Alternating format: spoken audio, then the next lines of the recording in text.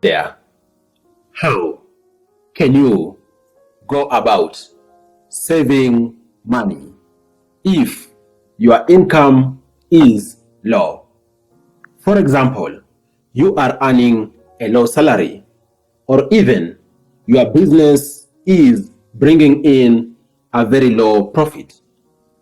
We all know that saving money is a very important thing, which is true. Is a very important thing because it is through saving that you're going to be able to build the funds for emergency. It is through saving that you're going to be able to even have funds for education. It is through savings that you're going to be able to have money for investing. But how do you go about it if the money you're getting, in essence, your inflow is already low, and in fact, you are even struggling to live? Let's talk about all of that. You are all much welcomed to the Money Daily YouTube channel. My name is Afagzal Sifunam. And by the way, if you're new here, kindly consider subscribing to this channel. Subscribe for you to be getting such awesome videos regularly. Having said that, in case your income is low, the fact is you are already in a fix whereby the money you can't be able to set aside is close to non-existence. With that, it calls for you to be very, very disciplined and for you to make great sacrifices to ensure you actually save money. And by the way, when it comes to saving, it isn't really a matter of how much you are earning. And I'm saying so because we have, for example, people out there who are getting in net salaries upwards of even 100K per month. Yet, they can't even be able to save 1 shilling or even $1 of their net salaries. And yet, we have other people out there, for example, who are even earning a net amount of maybe $500, and yet they are able to save some money off their income. It is all about the discipline you develop for you to be able to save money, and over time it's going to become a habit. As such, here are the 7 tips you could possibly look to use for you to be able to save money more so on a low income. Tip number 1, develop a budget and abide by it. Guys, a budget is a very powerful financial instrument which assists businesses out there be able to plan their money to the very last cent. In essence, how much are you going to get? How much are you going to spend? How much are you going to invest? You name it. And this is very essential because through a budget, you can be able to be very purposeful with regards to how you're going to go about spending your money, and also be very intentional with regards to what portion of your money is going towards your saving kitty. And the key thing is you abiding by the budget that you create. Creating is one thing, but honoring the budget is a whole different thing. In case you can create and honor your budget, be sure you're going to be in a very good saving position. And then the second tip is you automating the funds from your checking account to a saving account, which ideally should be a fixed saving account. Guys, if you are earning low income, or if you're getting low income, chances are you're already under pressure. And to make your work easy, you also need to reduce the temptation of you having money at hand. In essence, you seeing that you have money to spend. To assist yourself, you can, for example, set a standing order, which is going to be coming off your checking bank account to your savings account. If you can do that, you're going to be in a much better position because you're going to reduce the temptation of thinking you have money. And in fact, this process is going to be happening automatically without you having to intervene manually, which I think is the best case scenario, because you're going to be forcing yourself to save. Yes, sometimes you need to force yourself into a habit, but once it peaks, you're going to be settled because you're going to know it's the norm. So use the power of automation, use the power of using standing orders for you to be able to ensure you execute this money into your savings account, which is going to be fundamental for you in the near future and also the distant future. And then the third tip, which you need to use for you to be able to save money more so if your inflows are very limited, is you avoiding impulse buying. What do I mean? Impulse buying is essentially impromptu purchases. You buying things which you haven't budgeted for. To give you an example, you could, for example, be walking down the street and then you see a good cloth. Yes, you can buy that because you might be having loose change at hand. You can, for example, be walking down the street and then see a good pair of shoes being sold. Yes, you can buy that because you desire to have it. But at the end of the day, the true demand is when desire meets the ability to purchase. But in this context, you have the desire. Yes, you have that illusion of ability to purchase, but in essence, you're digging this money off other possible thing you could do. So avoid impromptu purchases, avoid impulse buying. And with that, you're going to be able to stick by your budget and end up you using the money the way you use it, and hopefully be able to unlock more and more money for saving. Because guys, by you doing impulse buying, you actually shortchanging yourself big time. You need to develop this discipline with regards to how you go about using your money so that you can be able to save a given portion of your money.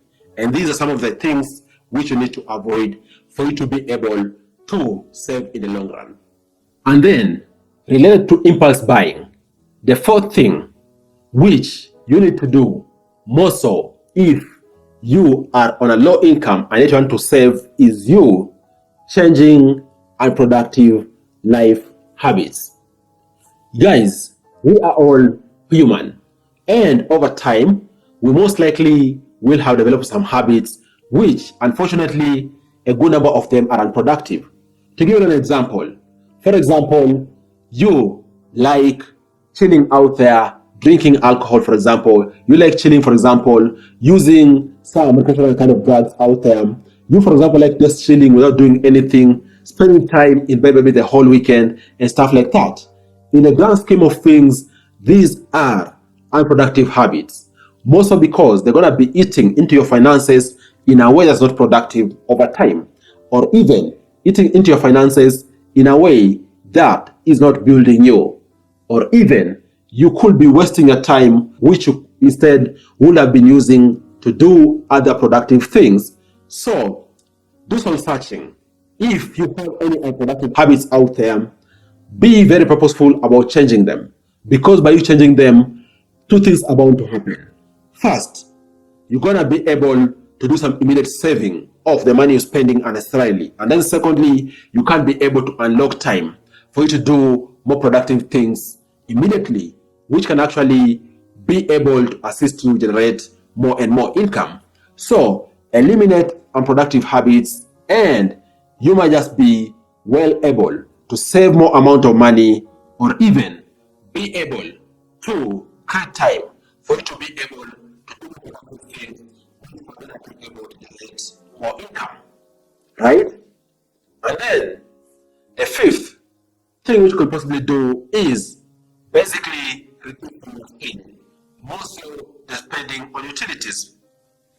When your income is low, we're talking about you basically scalping, you basically surviving.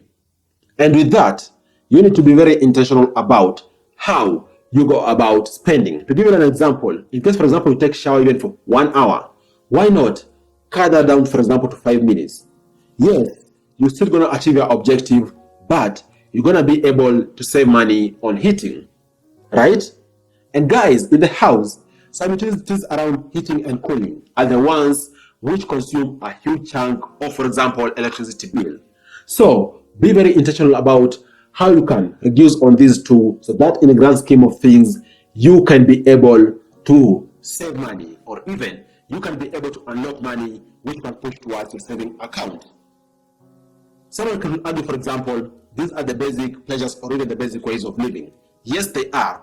But in the crunch of things, you need to do all you can for you to be able to see how you can unlock funds for the bigger goal, right? And then the sixth thing which you need to do more so if your income is low is you embracing the do it yourself attitude, DIY.